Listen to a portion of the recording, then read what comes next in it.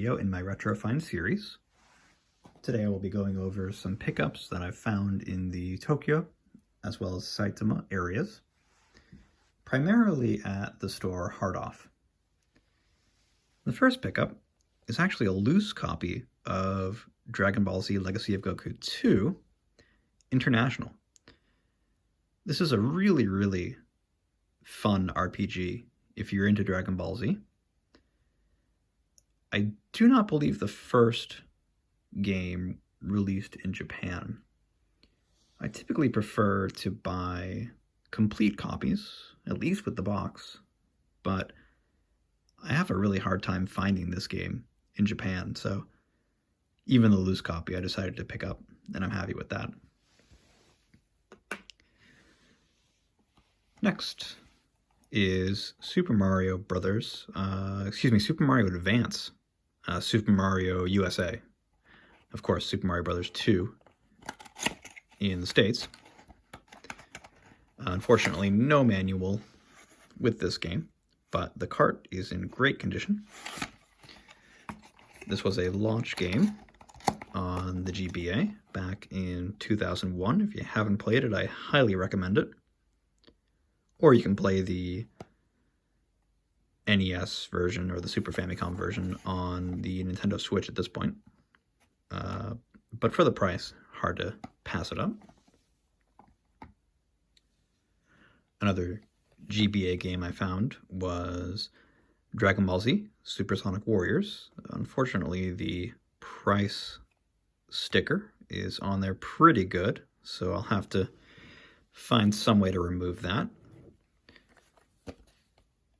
I do recall this game being pretty fun. It's been about 16 years since I've actually played it, but it's akin to the Super Famicom Dragon Ball fighting games.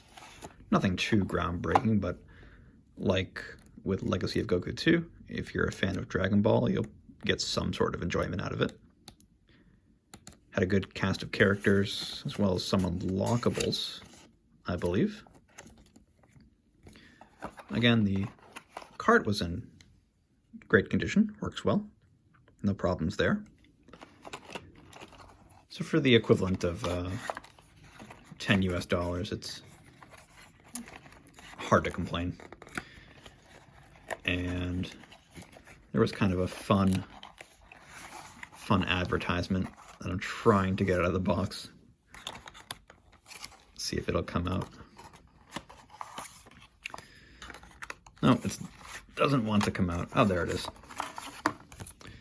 Just a few toys that came out back in 2004. I would have loved to collect these back in the day. It says you can find these at game centers. They do still have Dragon Ball figures here in Japan, as well as keychains. I really had a good time collecting figures of Dragon Ball back in the day. Unfortunately, they were sold at a yard sale, so someone's enjoying them now, I hope. Next is Mario Party 4. Really cheap, 110 yen. This was found in the junk section in Hard Off.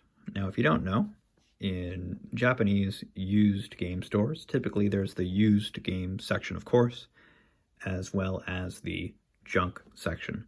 And the junk section typically includes products that weren't tested.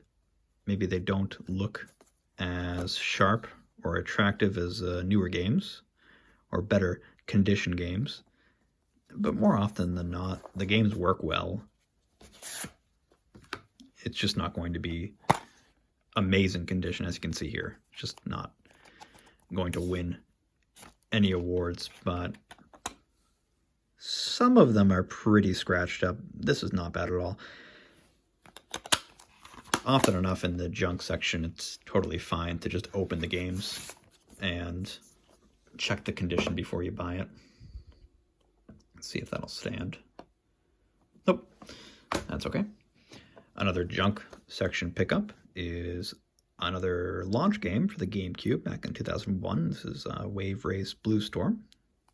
Great game. Not great condition. Ride the wave like a storm.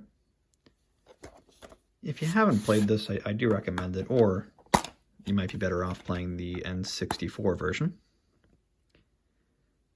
But yeah, that'll work fine.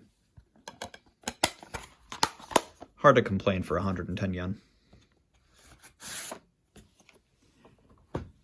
Got two more.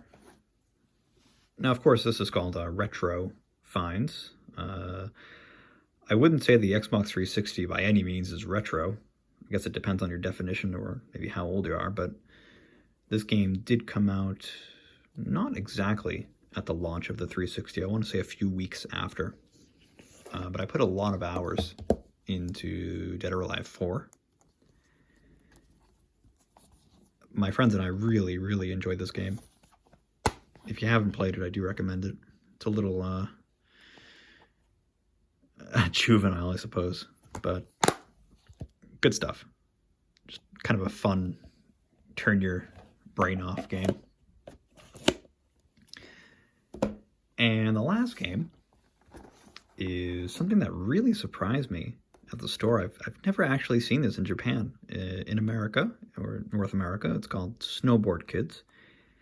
In Japan, it's called Snowbow Kids for whatever reason. Really fantastic multiplayer game. It did also have a sequel, Snowboard Kids 2. I do recommend this if you haven't checked it out. In the States, it's quite expensive, as are a lot of Atlas games. But evidently not in Japan. This was 500 yen. I'm not sure if I got a good deal or not. It's in great condition. But I really do enjoy this game, as well as the manual and the controls. Really clean copy for the price. Again, this is a hard-off find. If you do ever find yourself looking at retro games in Japan, I always recommend either hard-off or some lesser-known, smaller used game stores that may be in your area. Usually, if you're in Tokyo, the outskirts of Tokyo. If you go to a place like Akihabara, you have a better chance of getting ripped off. And that's something I may do a video of in the future. Just some spots that I recommend if you do plan on coming to Japan after this pandemic finishes, hopefully in the near future.